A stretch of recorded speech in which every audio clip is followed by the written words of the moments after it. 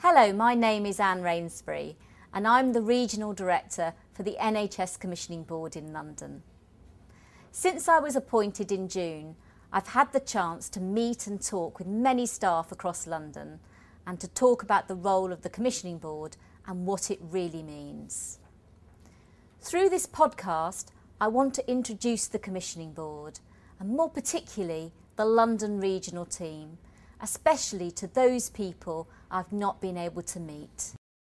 I have been and continue to be impressed by the determination and dedication of staff during this time. And I want to take this opportunity to thank you for continuing to give your best every day. But let's remember, these changes essentially are about connecting with three things: strong, experienced and bold clinical leadership, designing services around the individual needs of patients and improving health and health outcomes.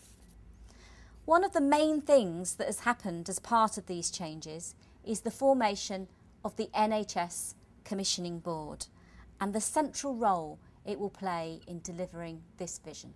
The Commissioning Board will be a new kind of organisation with new roles and responsibilities. You will notice that one of the key things about the NHS Commissioning Board is that it is a patient-focused, clinically led organisation that has the culture, style and leadership to truly improve the health of and care we give to patients. It will also directly commission £20 billion worth of services, including primary care, some public health services such as immunisation and screening, and specialised health services. In addition, one of its main roles will be to allocate resources to clinical commissioning groups, almost £60 billion per annum, to support them to commission services on behalf of their patients. Our regional team is one of 4 nationally. I have been asked to build the London office and we have established 10 key principles to guide the design. I want to pick out 3 points which I think are particularly important. First of all, it is essential to know that the regional team will operate as part of the NHS Commissioning Board, a single organisation with local reach.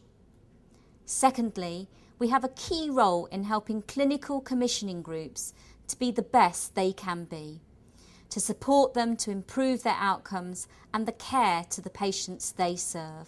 Thirdly, I think it is especially important our role will be to try and reduce complexity in the system, leading a single conversation with the NHS locally. We will do this by acting as a link between the public, patients and services at a local level and the Commissioning Board at a national level. Although London will be one of 4 regional teams, we will be slightly different in the size and makeup of how we operate. The reason for this is that due to the complexity and size of the capital, we have to arrange ourselves in a slightly different way in order to deal with these unique demands. Our hospitals face particular demands and challenges, and over the coming months we will need to ensure there is ongoing coordination and oversight.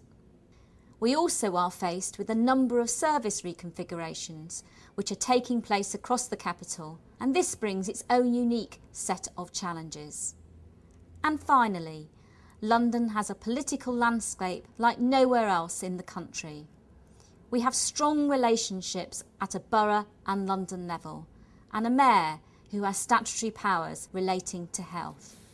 The role of the regional teams will be to provide clinical and professional leadership, to coordinate planning, operational management and emergency preparedness. We will also undertake direct commissioning of around £5 billion of healthcare. To ensure that we have the right people in place to be able to meet these challenges, we have created a structure that will be able to deal with the demands that come our way. Most of these functions will be familiar to you and include things like commissioning, nursing, finance and medical. You also hear the phrase service transformation. In simple terms, this is the capacity we need to help deliver the Commissioning Board's strategy, support service change and develop the commissioning system. Across the 4 regional offices, there will be 27 local area teams. There will be 3 in London.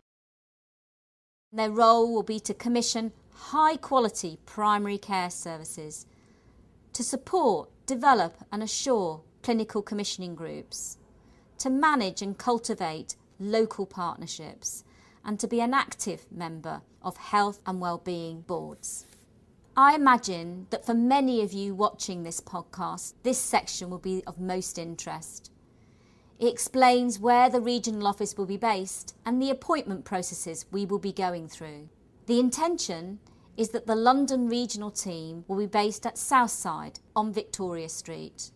All appointments to the regional team will be undertaken in line with the nationally agreed policy and process on the filling of posts in receiving organisations.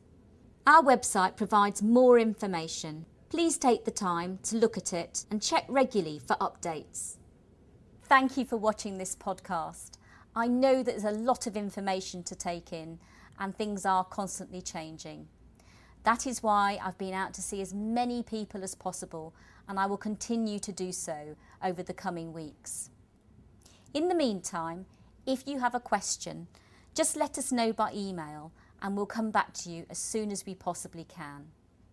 Together, we can create a strong regional team in London, with clinicians and patients at the heart of decision making, improving care for every Londoner.